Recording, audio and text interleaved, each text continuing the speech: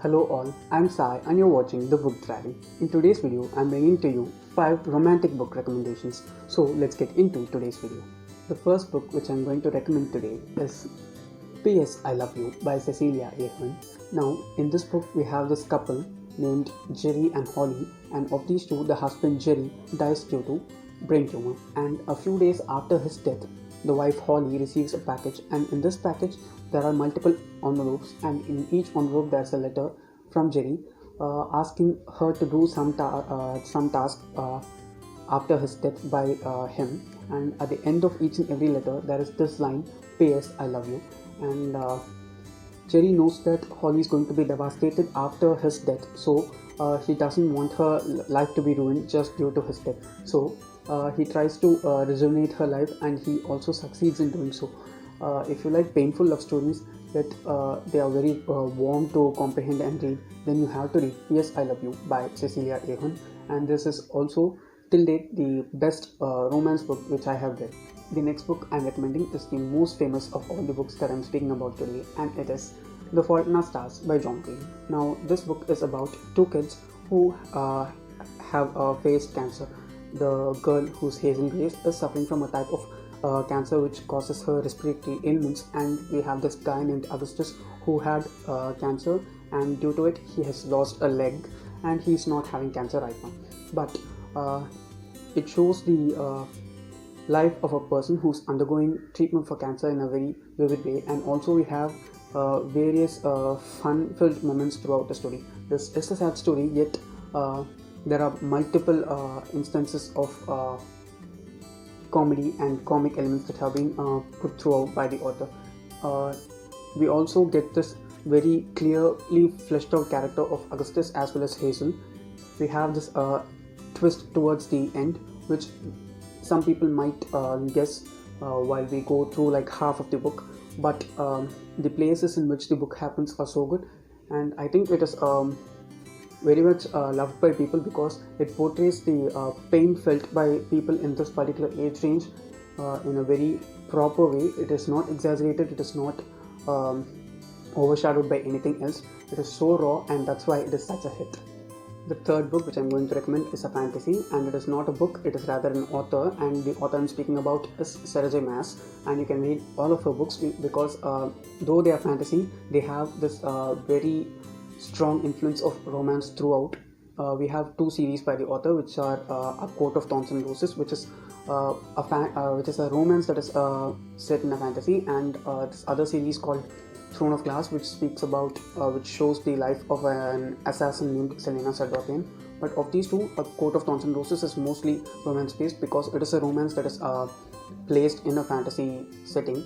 And the first book, A Court of Thorns and Roses, is not that great to read, yet the second book, which is A Court of Mist and Fury, it is the most loved of all the J Maas books out there, and it is right to be so because the character development of the main character is very well portrayed, and the coupling that she does in that book is also proper. It feels more appropriate rather than the book that was rather than the pairing that was done in the first book, and the story also moves in a proper way. So if you like romance as well as fantasy and you want both of them together, then you can read any of the J Maas books.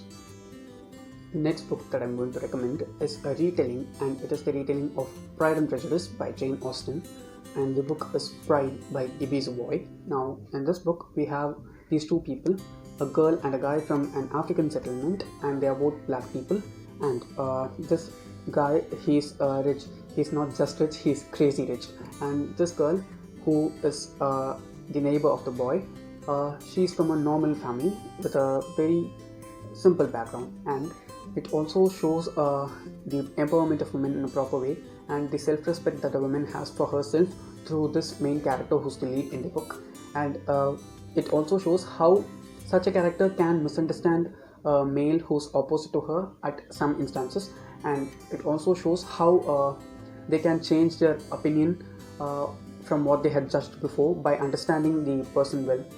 The execution of this book was better.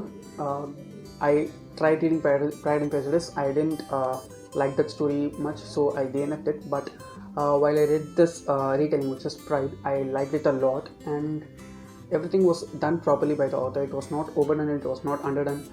It didn't focus like totally on the romance and leave the plot of the story. The plot of the story was, how to say, it was like a main element of the romance, so it was built in a proper way, so you might like the story. It is also very short. It is like 200 to 250 pages long, so you can just read it in a single sitting, and it will also be a quick and good read as well. The last book that I'm recommending is an adult contemporary romance, and it is The UNHONEYMOONERS by Christina Lauren. Now, this book is about two people, and these two people are unhoneymooners. That is, they go on a honeymoon which they are not supposed to go in. Now, the female lead is the twin sister of a person of a girl who is getting married, and the male lead is the younger brother of the guy who's getting married. And due to some instances, the food goes wrong, and all of them are food poisoned in the marriage. And these two people, they didn't eat at the wedding due to some reasons, and they are the only people who can go to the honeymoon, and it cannot be reclaimed as well. So they just go on and go on the honeymoon. They both don't like each other well, but that builds up the hate to love trope of the story in a very good way. The characters of both the male and female leads are good, and they are well represented. The plot of the book moves from romance to family towards the end. It is good, but the romance is the main focus of the book, and the honeymoon part of the book is the one which will make romance readers read the book fast.